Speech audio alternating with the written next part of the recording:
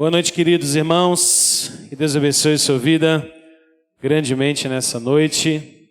Fale o nosso coração com a graça dele. Quero convidar você a abrir sua Bíblia comigo em João, capítulo de número 11. Evangelho de João, capítulo de número 11.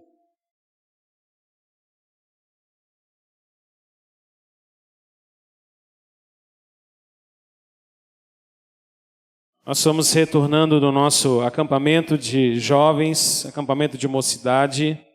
Retornamos hoje por volta de 2 horas da tarde. Temos alguns aqui, boa parte, eu acredito, dos nossos acampantes. E foi um tempo muito abençoado desde sexta-feira no nosso acampamento. Deus nos abençoou muito ali. Fomos um total de 50, 55, 56 pessoas. E foi muito abençoador para nós, desde sexta-feira até hoje, depois do almoço. E graças a Deus o Senhor nos edificou bastante ali naquele acampamento. Nosso tema foi cristianismo puro e simples. Falamos sobre o coração da fé cristã, sobre o coração do cristianismo. E refletimos sobre um livro que tem o mesmo título, Cristianismo Puro e Simples, escrito por um pastor, na verdade por um teólogo, chamado C.S. Lewis, que escreveu essa obra na história do século passado e tem uma mensagem muito edificante para o nosso coração. Então foi muito abençoador. Aqueles irmãos que oraram pelo nosso acampamento, que o Senhor possa continuar nos abençoando, abençoar vocês. Obrigado por você ter entrado nesse clamor de intercessão pela nossa vida. Graças a Deus foi um tempo muito bom, protegidos pelo Senhor, nada de ruim, nenhum susto. E o Senhor nos guardou ali de maneira muito graciosa, em nome de Jesus. Então quero convidar você agora para João, capítulo de número 11, versículo de número 17. Nós vamos ler até o versículo de número 44, essa história maravilhosa da parte do Senhor. E diz assim as Escrituras: Chegando Jesus, encontrou Lázaro já sepultado havia 4 dias. Ora, Betânia estava a cerca de 15 estádios, perto de Jerusalém. Muito dentre os judeus tinham vindo ter com Marta e Maria para as consolar a respeito de seu irmão. Marta, quando soube que vinha Jesus, saiu ao seu encontro. Maria, porém, ficou sentada em casa. Disse, pois, Marta a Jesus: Senhor, se estiveras aqui, não teria morrido meu irmão. Mas também sei que mesmo agora, tudo quando pedires a Deus, Deus te concederá. Declarou-lhe Jesus: teu irmão há de ressurgir. Eu sei, replicou Marta, que ele há de ressurgir na ressurreição no último dia. Disse-lhe Jesus: eu sou a ressurreição e a vida. Quem crê em mim, ainda que morra, viverá. E todo o que vive e crê em mim não morrerá eternamente. Crês isto? Sim, Senhor, respondeu ela. Eu tenho crido que tu és o Cristo, o Filho de Deus, que devia vir ao mundo. Tendo dito isto, retirou-se, chamou Maria, sua irmã, e lhe disse em particular: o Mestre chegou e te chama. Ela, ouvindo isso, levantou-se depressa e foi ter com ele, pois Jesus ainda não tinha entrado na aldeia, mas permanecia onde Marta se avistara com ele. Os judeus que estavam com Maria em casa e a consolavam, vendo-a levantar-se depressa e sair, seguiram-na, supondo que ela ia ao túmulo para chorar. Quando Maria chegou ao lugar onde estava Jesus, ao vê-lo, lançou-lhe aos pés, dizendo: Senhor, se estiveras aqui, meu irmão não teria morrido. Jesus, vendo-a chorar, e bem assim os judeus que a acompanhavam, agitou-se no espírito e comoveu-se, e perguntou: onde o sepultastes? Eles lhe responderam: Senhor, vem e vê. Então Jesus chorou. Então disseram os judeus: vede quanto o amava. Mas alguns objetaram: não podia ele que abriu os olhos ao cego fazer que este não morresse? Jesus, agitando-se novamente em si mesmo, encaminhou-se para o túmulo. Era este uma gruta, a cuja entrada tinham posto uma pedra. Então ordenou Jesus: tirai a pedra. Disse-lhe Marta, irmã do morto: Senhor, já cheira mal, porque já é de 4 dias. Respondeu-lhe Jesus: não te disse eu que, se creres, verás a glória de Deus. Tiraram então a pedra e Jesus, levantando os olhos para o céu, disse: Pai, graças te dou porque me ouviste. Aliás, eu sabia que sempre me ouves, mas assim falei por causa da multidão presente, para que creiam que tu me enviaste. E tendo dito isso, clamou em alta voz: Lázaro, vem para fora. Saiu aquele que estivera morto, tendo os pés e as mãos ligados com ataduras e o rosto envolto num lenço. Então lhes ordenou Jesus: desatai-o e deixai-o ir. Amém. Feche seus olhos comigo, por favor. Vamos orar uma vez mais ao Senhor e rogar a Ele novamente que fale ao nosso coração, que Ele nos dê instrução e graça nessa noite, à medida que nós debruçamos sobre a palavra do Senhor e nos rendemos à soberania de Deus, pedindo ao Senhor: Deus, fale com a gente, fale ao nosso coração nessa noite, em nome de Jesus. Deus bendito, nós te louvamos, nós bendizemos ao Senhor e te rogamos agora, Pai, e por intermédio da Tua palavra, que é poderosa, a Tua palavra que é real, que é verdadeira, o Senhor fale ao nosso coração. Ó Deus, nós te pedimos, Pai, fale com cada um de nós nessa noite. Instrua-nos, ó Deus, pela Tua verdade, a Tua palavra é a verdade. Isso nós te rogamos e te pedimos em nome de Jesus. Amém. Irmãos, essa é uma cena terrivelmente familiar. É a cena de um velório. É a cena muito conhecida de todos nós, uma imagem triste e tristemente conhecida de cada um de nós. Essa história sobre Lázaro, talvez uma das histórias que estão naquele ranking das mais conhecidas de toda a Bíblia, não é? Lázaro, a quem Jesus amava, que morava em Betânia, tinha duas irmãs, Maria e Marta. Lázaro, então, é acometido de uma doença, e uma doença grave, avassaladora, que rouba a sua saúde e a sua capacidade física, a sua força física com muita velocidade. A doença de Lázaro, então, se agrava, e Lázaro é muito querido por suas irmãs, é muito querido por seus amigos, é muito querido por seus parentes, e, sobretudo, é muito querido pelo próprio Jesus. O texto nos deixa claro que o próprio Senhor Jesus amava Lázaro. Lázaro fazia parte daquele círculo íntimo de pessoas com quem Jesus tinha relacionamento mais aproximado, pessoas que Jesus de fato caminhava junto, tinha carinho por elas. Lázaro estava no coração de Jesus. A doença se agrava, o desespero começa a tomar conta da casa de Maria e Marta, a tal ponto que elas mandam então um mensageiro atrás de Jesus com um recado desesperador dizendo: Senhor Jesus, aquele a quem amas precisa de você, ele está doente. Você precisa vir, ele precisa ser rápido. É um chamado de urgência, um chamado de preocupação, coração acelerado. Provavelmente noites mal dormidas de Maria e Marta e dos seus parentes mais próximos. E então, Lázaro morre. Lázaro morre e o choro, a tristeza, o lamento, o luto, a falta de esperança, a tristeza começam a assolar e a machucar e a ferir de perto essa família. O texto nos conta que o Senhor Jesus, quando recebe o recado, não vai de imediato. Ele aguarda um tempo e só depois, então, de aguardar por 2 dias é que ele se direciona para Betânia. Quando Jesus lá chega, 4 dias já se passaram. Lázaro estava morto desde o dia em que o mensageiro tinha saído para levar a mensagem.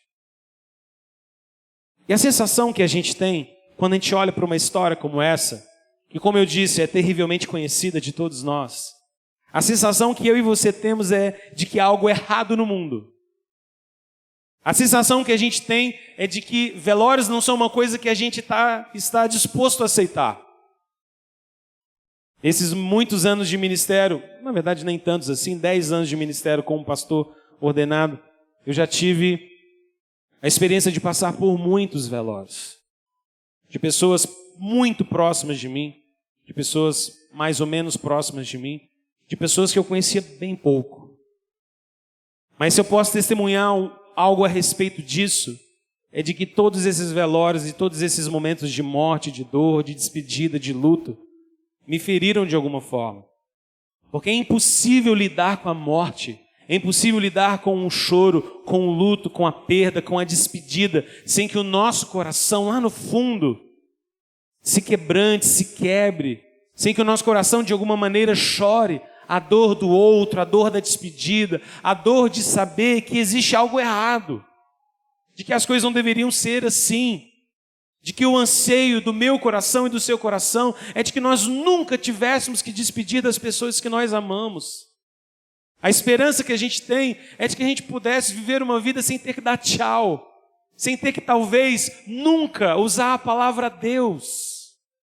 No máximo um até logo, no máximo um até amanhã, porque a Deus é aquela palavra que dói demais dentro da gente. Então a gente olha para uma cena como essa, a gente olha para o que estava acontecendo ali com Maria e Marta, e a gente sabe que a morte não é alguma coisa bem-vinda. A morte é sempre uma má notícia para nós. É sempre uma má notícia. Não tem um dia sequer em que a notícia de uma perda se torna uma boa notícia. Ela é sempre má notícia. Porque ela fere o nosso coração. Porque a morte é sempre inesperada. E por ser inesperada, ela acaba sendo dura demais, cruel demais. E o mais confrontador e difícil de quando nós lidamos com a despedida, com a perda, como Marta e Maria estavam lidando aqui nessa passagem, é o fato de que ninguém dentre nós, absolutamente ninguém dentre nós, é capaz de controlar a morte. Salomão, com toda a sua sabedoria, no livro de Eclesiastes, no capítulo de número 8, versículo 8, ele diz: ninguém tem poder sobre a sua própria morte. A palavra também nos diz, Jó, aquele que experimentou grande e doloroso sofrimento, ele diz: nossa vida brota como uma flor e murcha, e ela se vai como a sombra passageira. A nossa vida não dura muito, diz Jó. Ela não dura muito. E a pergunta que ecoa então no nosso coração, diante dessa realidade tão dura, diante dessa realidade dilemática que nos coloca, a mim e a você, numa situação de dizer: o que fazer? Como lidar com isso? As perguntas que vão brotando no nosso coração é: quem é que pode lidar com isso? Quem é que pode trazer solução? Quem é que pode consertar o problema da perda e o problema da morte? Exatamente no meio dessas dúvidas que possivelmente pairavam sobre o coração de Marta e Maria que Jesus aparece nessa história. E a série de mensagens que nós estamos fazendo em João fala sobre os encontros com Jesus. E aqui nós temos um desses encontros, que é de fato um encontro poderoso e transformador. Porque nesse texto, Jesus vai ao encontro de Maria e Marta. Jesus vai a Betânia exatamente com o propósito de consolá-las. Se você olhar na sua Bíblia no versículo de número 19, o texto diz que muitos judeus foram para lá, que muitos foram para aquele lugar, e o próprio Senhor Jesus, então, vai até lá para consolar Maria e Marta. Jesus vem para consolar, mas o entendimento que paira naquela casa é de que Jesus já está atrasado. Senhor, o Senhor veio para consolar, o Senhor veio para estar conosco, mas já passou. Já passou, o Senhor deveria ter chegado antes. Se o Senhor estivesse aqui antes, a coisa seria diferente. Se o Senhor estivesse aqui antes, seria muito diferente. Essa é a frase que essas duas irmãs repetem no versículo de número 21. Repete no versículo de número 32. Bem possível essa fosse a frase que uma e outra repetia lado a lado, enquanto aguardavam notícias sobre Jesus. Se o Senhor estivesse aqui, nosso irmão não teria partido. Se o Senhor tivesse chegado antes, ele não teria partido. Mas é interessante porque as duas falas dessas irmãs são idênticas. E o mais impressionante porque elas são muito parecidas com as falas que eu e você também falamos. Se o Senhor tivesse agido, teria sido diferente. Se o Senhor tivesse feito alguma coisa, se o Senhor tivesse derramado uma cura, teria sido diferente. Se a gente não tivesse ido lá naquele dia, daquele jeito, teria sido diferente. Se a gente não tivesse feito as coisas dessa e dessa forma, talvez seria diferente. Talvez se eu tivesse percebido antes, eu teria cuidado mais e teria sido diferente. São frases que eu e você também usamos com muita frequência. Mas embora a fala dessas duas irmãs sejam tão idênticas e tão parecidas, as respostas que elas recebem de Jesus são muito distintas, muito diferentes. C.S. Lewis diz que o cristianismo não se trata de uma religião que nós seríamos capazes de imaginar. Não tem como imaginar o cristianismo. Não tem como alguém ter bolado o cristianismo como uma ideia legal, uma ficção em casa. Sabe por quê? Porque a narrativa a respeito de Jesus e a respeito do Evangelho é muito real. Ela é real como a vida é real. Ela é real como as coisas são reais. Ela é complexa como tudo na minha vida e na sua vida também é complexo. Não é uma historinha infantil o Evangelho. Não é uma historinha pronta. Não é uma historinha apenas para lidar com alguns anseios do nosso coração e nos dar respostas enlatadas. Não. O Evangelho, ele é real. Ele é vivo. Ele se envolve com a nossa história. Porque eu e você jamais imaginaríamos alguém que tem poder sobre a morte, que tem poder sobre a vida, chegando nesse lugar, nessa casa, de uma maneira semelhante a que Jesus chegou. Porque o texto diz que Jesus se agita no seu espírito. O texto diz que Jesus se perturba dentro dele. O texto diz que Jesus chorou, que Jesus vivenciou a dor, o sofrimento daquelas irmãs. Mas pense comigo, se eu e você estivéssemos escrevendo e criando essa história, se a gente sentasse, fizesse um grupinho e disséssemos assim, vamos inventar uma história a respeito de Jesus? Vamos inventar uma história a respeito de alguém que tem poder para fazer milagres? Como seria a nossa narrativa? Provavelmente, a gente apresentaria Jesus chegando em Betânia, muito convicto de tudo que estava acontecendo, e aí Jesus ia ser meio que um herói do tipo Clark Kent, super-homem, não é? E aí Jesus ia chegar e ele ia falar, fiquem tranquilos, porque eu sou a ressurreição e a vida. Parem de chorar, gente. Talvez Jesus ia chegar até meio que com um tom assim de grandiosidade, dizendo, por que vocês estão chorando? A vida chegou. A vida está aqui. E deixa que eu resolva o problema todo, não é? Porque para nós dá essa ideia, não é? Se Jesus é o próprio Deus, se Jesus tem poder sobre vida, sobre a morte, se Jesus é capaz de resolver todos os problemas, então era de se esperar que ele chegasse lá rindo e todo mundo dissesse, por que você está rindo? Porque eu vou resolver, gente. Calma, calma, calma, calma. A solução dos seus problemas acaba de chegar. Bom, mas essa não é uma história inventada. Essa é uma história real. Essa é uma história autêntica. E essa é uma história que conta para mim e para você a respeito de Jesus, que é o Deus homem. Aquele Deus, a segunda pessoa da Trindade, o próprio Deus que se fez carne, habitou entre nós, que assumiu a natureza humana com as nossas enfermidades, com as nossas limitações, que sabe o que é as nossas dores, os nossos sofrimentos, mas ao mesmo tempo é o próprio Deus. Nele habita toda a plenitude da divindade, ele tem poder sobre todas as coisas, ele governa sobre céus e terra, ele diz aos ventos e os ventos cessam, ele diz às águas e as águas se acalmam, ele diz vem para fora e a vida volta ao coração de Lázaro. Ele é ao mesmo tempo Deus todo-poderoso, mas ele é ao mesmo tempo homem, semelhante a nós em todas as coisas. E é aqui que eu queria que você observasse, então, como as reações diferentes de Jesus nos ensinam algo extraordinário sobre quem é Jesus. Marta e Maria dizem a mesma coisa para Jesus. Se o Senhor estivesse aqui, meu irmão não teria morrido. Mas para cada uma delas, Jesus responde de uma maneira diferente. Eu queria que você percebesse, então, na sua Bíblia comigo, como é que Jesus responde primeiro a Marta. O texto nos conta no versículo de número 23... Jesus fazendo a Marta uma promessa poderosa.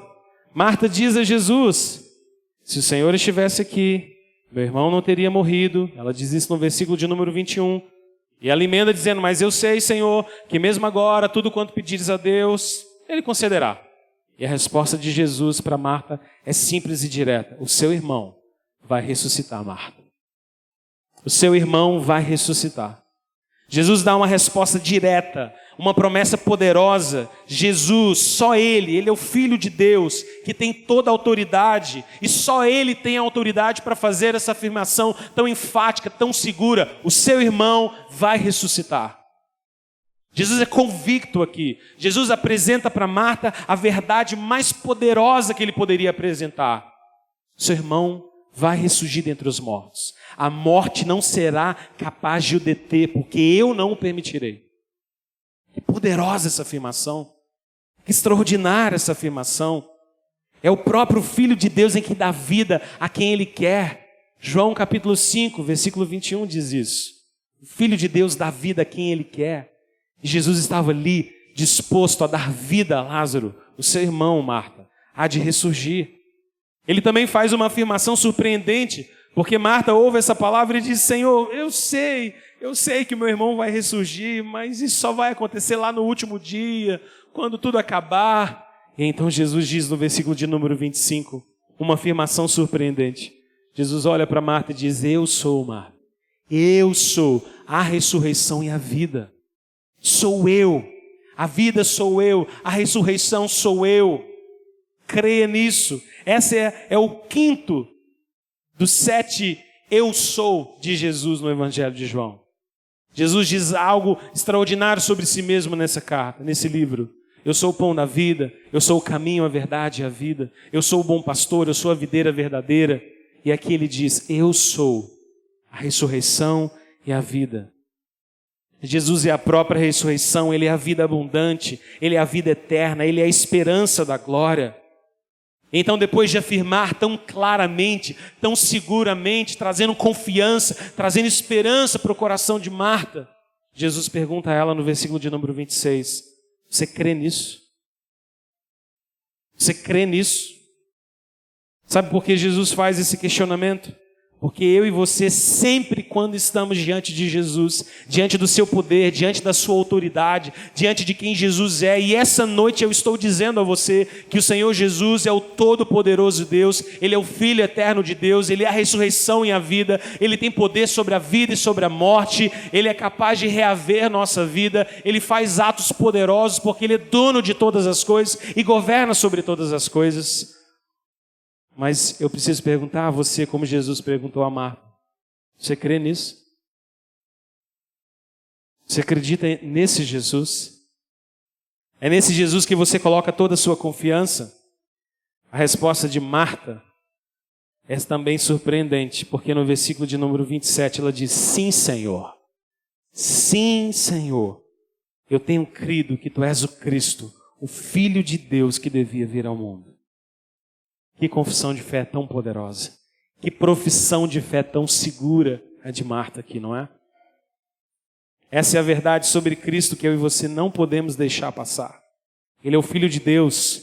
Ele tem autoridade divina. Ele tem poder divino. Ele tem soberania divina. Ele controla todas as coisas.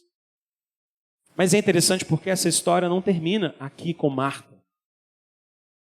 Se essa história terminasse aqui com Marta, talvez eu e você saíssemos daqui essa noite com aquela sensação: ok, eu creio em Deus, eu creio em Jesus, Ele é todo poderoso, mas parece que não é próximo de mim, parece que Ele não consegue se compadecer das minhas dores, parece que Ele é um Deus distante, tão distante de mim.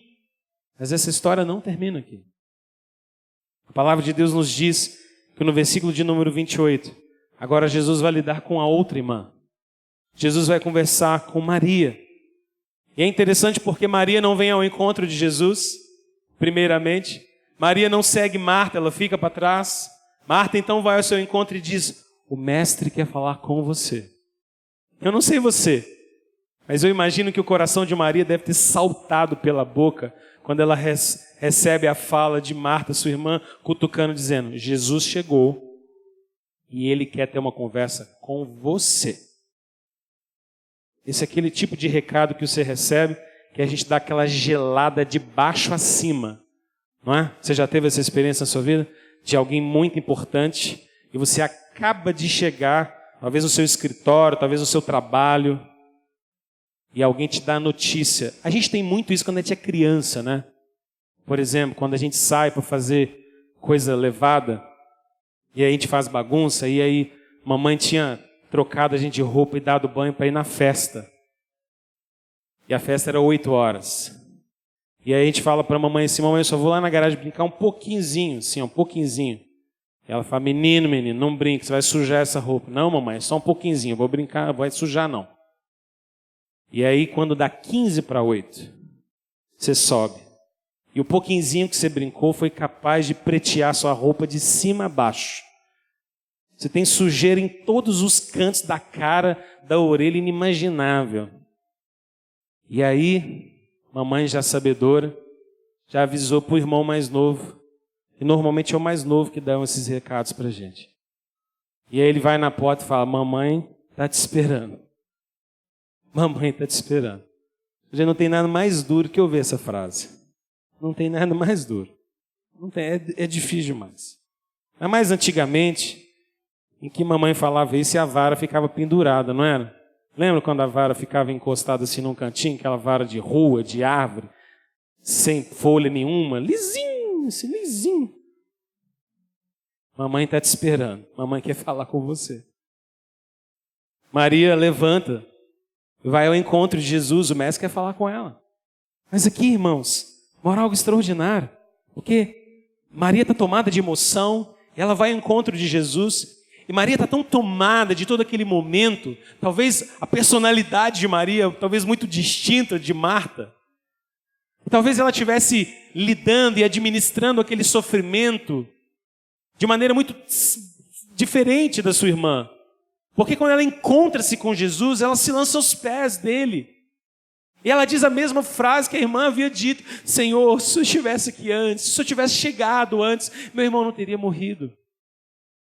Mas é interessante porque, embora a fala seja a mesma, a reação de Jesus, como eu disse, é muito diferente.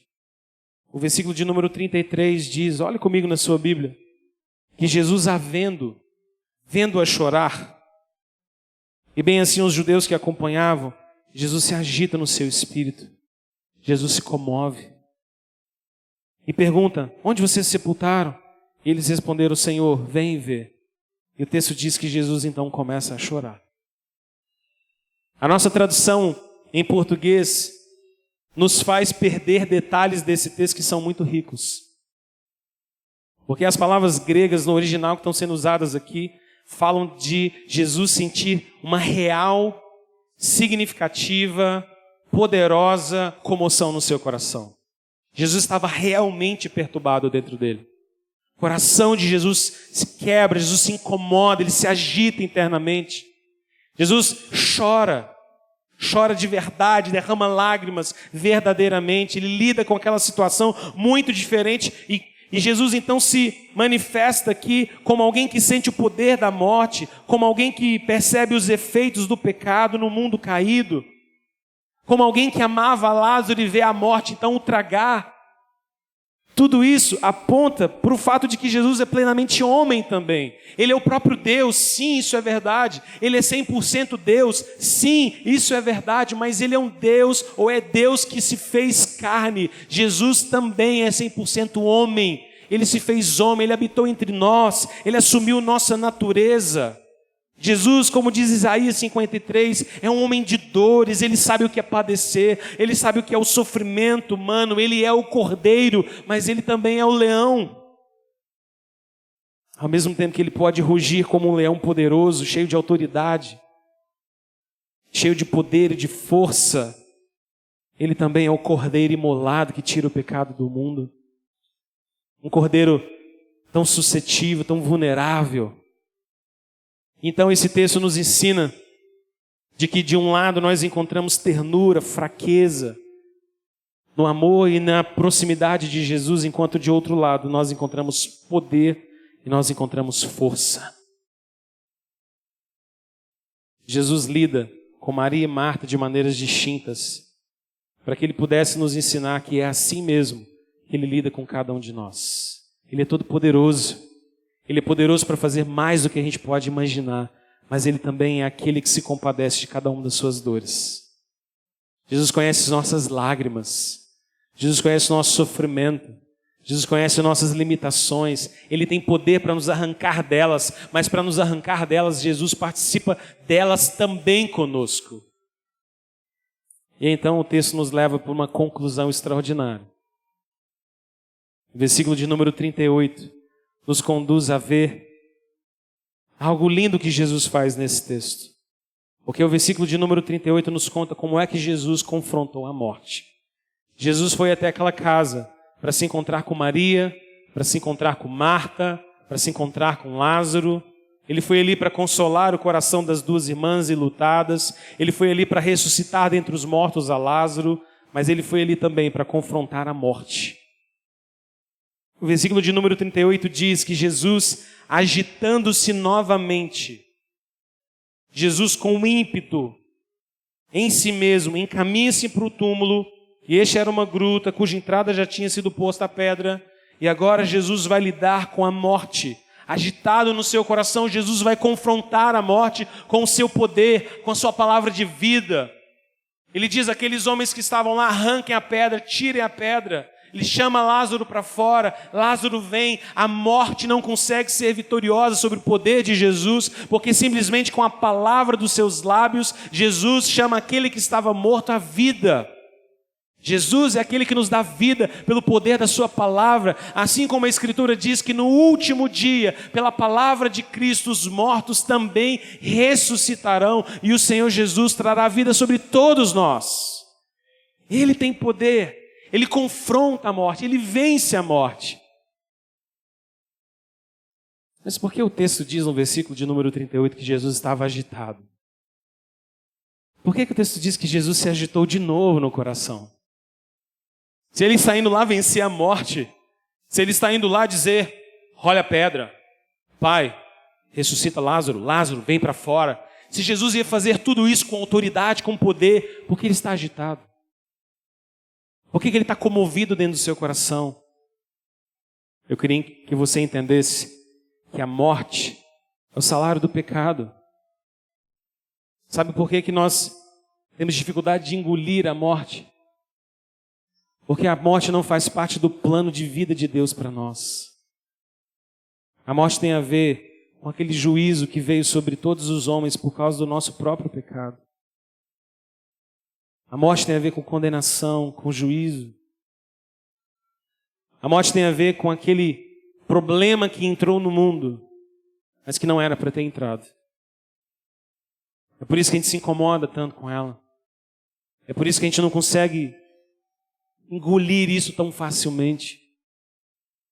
E Jesus estava comovendo então no seu coração, ou comovido em seu coração, porque Jesus sabia que para a morte ser vencida de verdade, a morte só seria vencida na sua própria morte. Para que Lázaro pudesse viver, Jesus tinha que morrer. Para que eu e você pudéssemos viver, Jesus tinha que morrer. Para que eu e você pudéssemos ser arrancados das garras da morte, Jesus precisava ser tragado por ela. Para que eu e você não fôssemos pregados no madeiro, para que eu e você não estivéssemos debaixo da ira santa de Deus, Jesus precisava estar em nosso lugar. Jesus está agitado no seu coração, porque Jesus sabia que ressuscitar a Lázaro, que ressuscitar a mim e a você, que nos dar nova vida, custaria a sua própria vida. Ele teria que tomar um cálice amargo para que eu e você pudéssemos beber da graça de Deus e do amor de Deus sobre nós. Lázaro morreu naquele dia em Betânia, ressuscitou 4 dias depois em Betânia, mas Lázaro só poderia viver e viver a vida eterna em sua plenitude e vencer a morte plenamente, porque aquele Jesus que estava lá em Betânia naquele dia seria pregado na cruz do madeiro no Gólgota, derramaria o seu próprio sangue por Lázaro, por mim e por você, para que através das pisaduras dele nós fôssemos sarados, para que através da morte dele nós tivéssemos vida, para que através da coroa de espinhos dele, eu e você fôssemos revestidos de uma coroa de glória. Jesus precisava vencer a morte morrendo, e é por isso que o coração dele estava comovido. Ele participou dos nossos sofrimentos, e para salvar a Lázaro e para salvar a nós, ele fez o que ele deveria fazer. É por isso que o livro de Hebreus disse, eu queria que você abrisse comigo lá em Hebreus capítulo 4, para nós terminarmos essa mensagem juntos. Hebreus 4, versículo de número 15 e 16.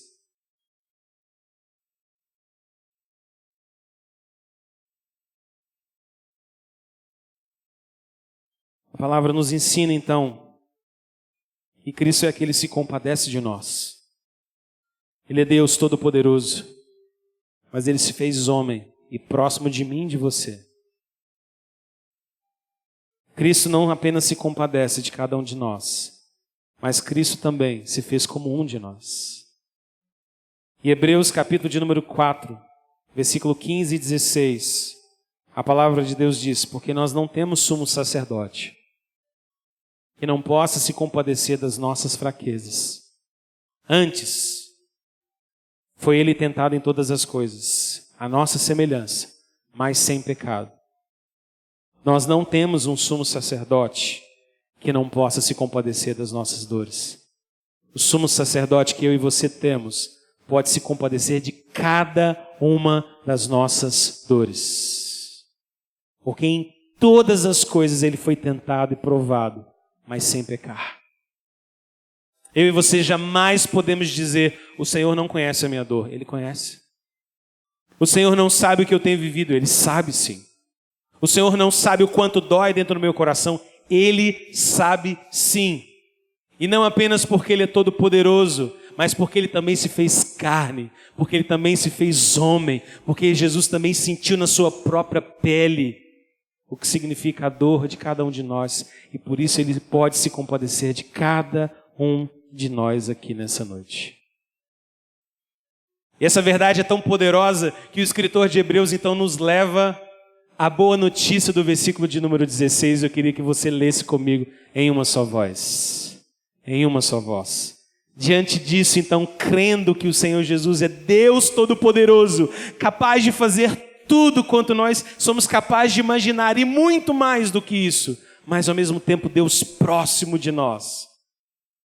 Leia comigo o versículo 16. Acheguemo-nos, portanto, confiadamente, junto ao trono da graça, a fim de recebermos misericórdia e acharmos graça para socorro e ocasião oportuna. Achegue-se ao trono da graça de Deus. Não fique longe do trono da graça de Deus. Se aproxime, agarre aos pés de Jesus, faça como Maria, se lance aos pés dele, dependa dele, confie nele, busque misericórdia, peça socorro, ache graça para socorrer você na ocasião oportuna. Não existe nenhuma ocasião em que o trono da graça de Deus não seja o melhor lugar para eu e você estarmos diante dele. Sempre o trono da graça de Deus é o melhor lugar para nós estarmos. É porque lá eu e você podemos encontrar socorro, misericórdia, graça em ocasiões necessárias e oportunas para a nossa vida. Ele se compadece de nós. Eu queria terminar essa mensagem não apenas trazendo essa mensagem para você e para mim, mas também incentivando a você a, de modo muito semelhante a Jesus, fazer o mesmo com pessoas que estão ao seu lado, no seu convívio no dia a dia. Apresente às pessoas que estão próximas de você o Cristo Todo-Poderoso. Apresente Jesus como a ressurreição e a vida, mas lembre-se de como Jesus também chorar com aqueles que choram. Muitas das vezes a melhor palavra que a gente pode dar para alguém é nenhuma palavra. Às vezes o melhor conforto que a gente pode dar para alguém é simplesmente estar ao lado, em silêncio, chorando junto, sofrendo junto, abraçando de verdade, olhando nos olhos e lamentando o lamento que cada um de nós precisa fazer diante da morte. Não era para ser assim. Não era para ser assim. Mas o nosso Redentor vive. Então tempere a sua esperança. Tempere a sua esperança com lágrimas, mas também com a vitória de Cristo. Tempere a sua esperança com dores e as enfermidades desse mundo, porque elas vão vir sobre nós. Mas mescle esse sofrimento com a certeza de que nós temos um Senhor que pode dizer a cada um de nós: eu sou a ressurreição e a vida. E ao mesmo tempo que diz, deixar rolar lágrimas dos seus olhos e chorar conosco ao nosso lado. Nós temos um sumo sacerdote que pode se compadecer de nós. Então acheguemos diante dele confiadamente para recebermos misericórdia e graça, para socorro nas ocasiões oportunas da nossa vida. Talvez hoje à noite, talvez no dia de hoje, talvez essa semana, seja uma ocasião tão oportuna em que você precisa encontrar diante do trono do Senhor graça e misericórdia. E eu queria te convidar nesse momento a você fechar os seus olhos e pedir ao Senhor: Deus, eu preciso hoje de misericórdia e graça. O momento oportuno para mim é hoje, é agora. E eu preciso do Senhor. Eu preciso do teu consolo, da tua graça, da tua bondade, da tua misericórdia.